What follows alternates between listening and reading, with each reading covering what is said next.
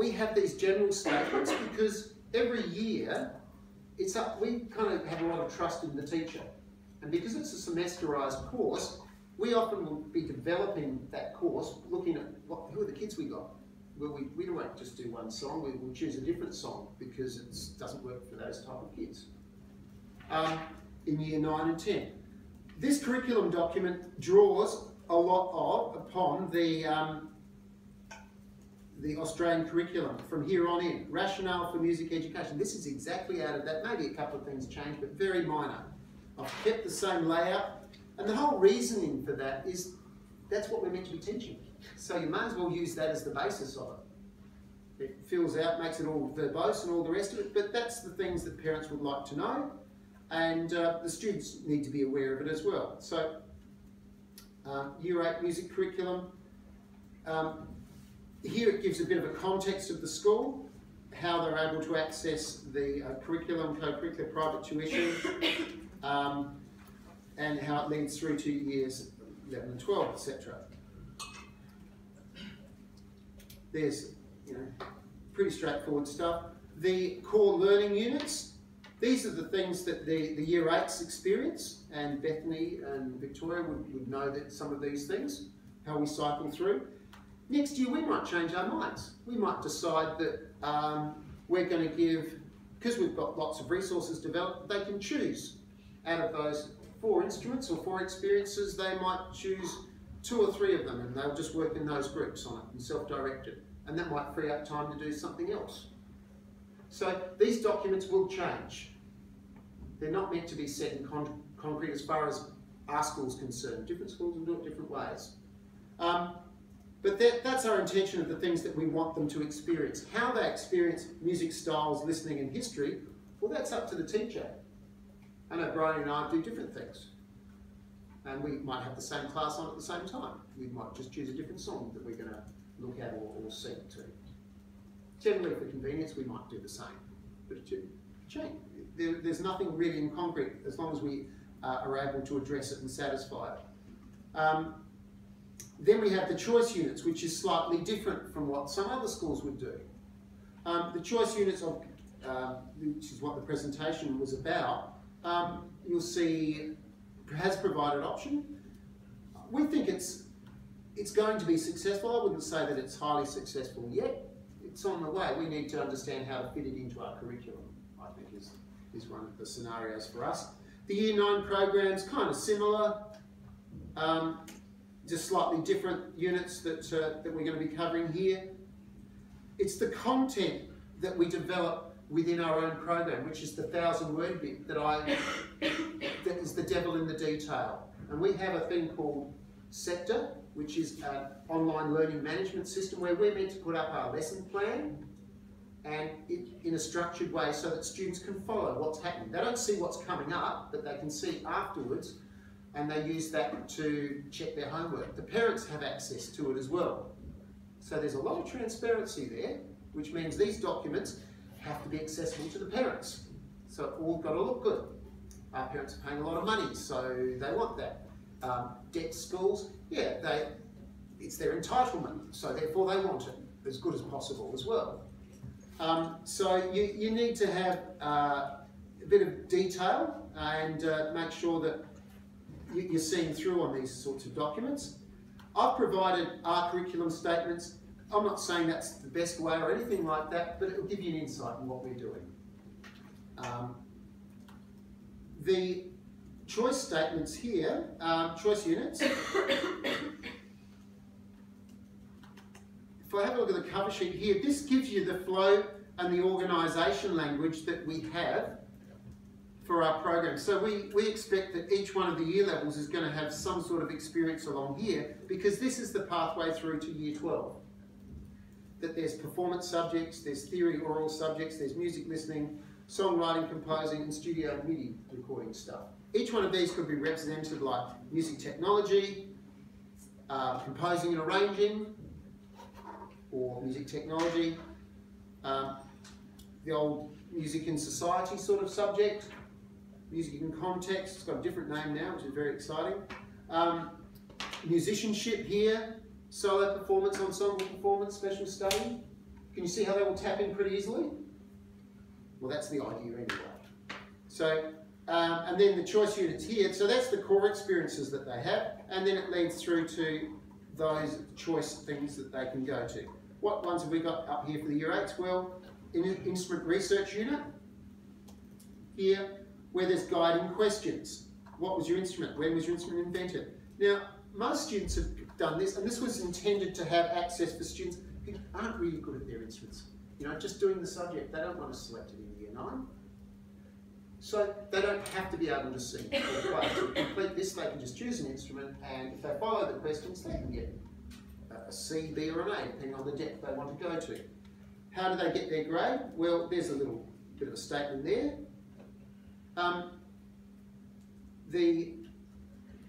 The detail here of accuracy, response, etc., mostly accurate presentation of facts with some research evidence. Images and movies are mostly relevant to the question, consideration and some understanding of relevant social, cultural and historical context.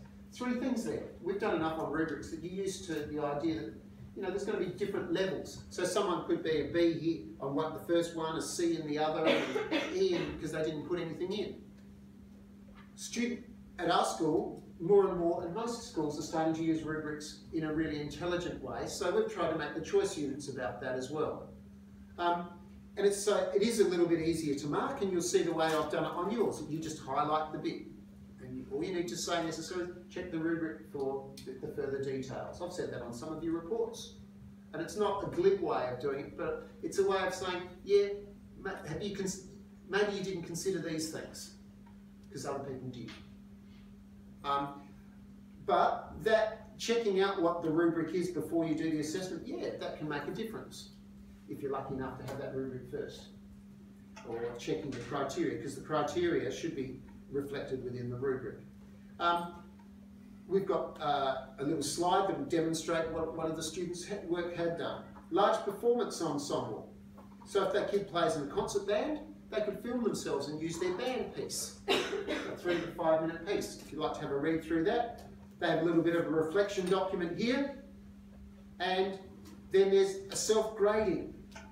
And then me as a teacher looking at it, and they also have to film themselves playing in the ensemble as well as solo part. This sort of documents clearly takes a while to develop. So we try to use the same documents in years 8, 9 and 10. But the pieces change, clearly, because they choose what they want to do.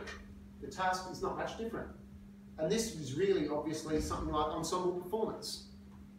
So it's setting up those, the linkage that, yeah, you've done that, that's what you can do. And then there's a whole other range of things here. There's even an AMB theory one for kids who finish an exam. They can use that as their credit points.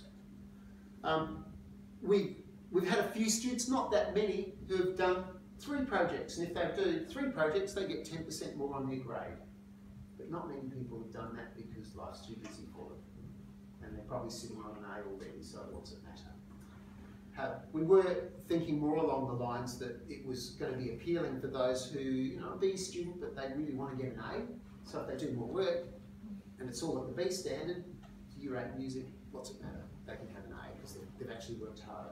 Hasn't quite turned out that way yet. Maybe we aren't teaching it or explaining it well enough, or giving them enough time. There's vocal research projects. That's a few of them. So I won't labour the point there because I'll do a little demo of it. I've got the presentation here. The other bit that I've put in there is on the Australian curriculum, the online version, not the one here, but when you're online, it has links to Scootle. How many people have gone to the Scootle resources? Fantastic. Okay. As you know, it's a hit and miss. Some are really good and some aren't so flash. Clearly, they've filtered them to some degree. Personalising any resource is really useful. But you might like to make links to some of those Scootle resources for your program, teaching program. You might have a Bach unit or something like that, or something on Aboriginal music, and that becomes the core part for your Year 9 project. In a perfect world, before we start teaching, we should have our Year 9 program mapped out. Like, this is where it's going to go. Maybe not necessarily to the nth degree, but you'd want to have it done. Reality is very different, of course. You've probably got a fair idea of where you're heading after you've taught it for a few years, but you might still be writing the test, developing this. You can kid yourself that it's immediate, but the better planning you have, usually the better outcomes and the better experience. And we all get distracted as the term progresses, like you run out of time to teach it. So having a clear structure, like for instance our Year 8 program, we're still compromising that. You know, because kids are away, unexpected things happen, you don't get the same sort of time. But with the Year 9 program that you're, or 10 program or 11 program you're writing, you'd like to go with the notion that if I've got 8-9 weeks in a term, and I've got 4 lessons a week, maybe I should just write one of those weeks off, 4 of those lessons out of that, it's not, something's not going to happen. The general trend I've seen with your work is that you try to fit too much in, and that's okay because you knew it. And it's fine, but many teachers do try to squeeze a lot in. You just find that students get overloaded by it. And that's, yeah, okay, you can tick the box, you completed it, but it doesn't mean it's going to have the desired learning outcome. I quite like this one here, the water music teacher notes. So I've included that as just an example. It's pretty clearly laid out. It provides you with hints and tips, and yeah, it's a worthwhile activity. You can clearly sing along with it and tap along with it. And they've done the work for you, provided your school, this works for your school. And of course, the more you've taught a topic, the better and easier it becomes. The materials, all in here, it's got slides, worthwhile teaching, the conducting, isn't it? It keeps it nice and active. We talked about the importance thing of trying to embed other learning activities within your task. Counting the beats out loud, whatever. Okay, so those resources are there as well, and they're the Scootle ones that link to the Australian curriculum. Really useful things.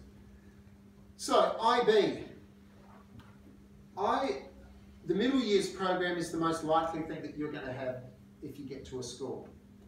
I'm not going to go through this today. I'll go through this in a little bit more overview detail. I'm hoping that I can get a person to come in and just talk for 20 minutes or so on it. If I can't, I'll do it, but I haven't had much luck at this stage. You can flick through that and have a bit of a look. I've downloaded some of the music bits because I thought they were quite cool. The bit that I'd like to do now is I'm going to hand back your grading things, and then just make sure that you, because I want to drop those downstairs before they lock up. So, yes. It's not there. Yeah, he got teaching jobs. Thing about New South Wales about Also, he's got a term contract with conditional registration in New South Wales. Which it's a Steiner School in Byron Bay. So we know it's a Steiner School in Byron Bay. See, that'd be a shocking place to be, Byron Bay. Yeah. That's why he did it. Where was he teaching? At Catholic school. Leeson College. Just Leeson, yeah. Oh.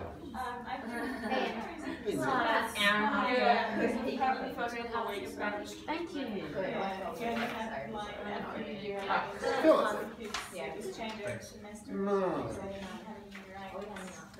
Bethany does that. Lucas. Is that Lucas? That's Lucas. It's not. I remember him saying in the first couple of weeks. They didn't have much to say. Kirsten. Yes. Hannah. Esther. Thank you. Emily. Thank you. Should we hand up? Bethany. Oh, maybe we hand up ours. Yeah. Yeah. If you can hand them up. Alex. Samantha. And your deals this week.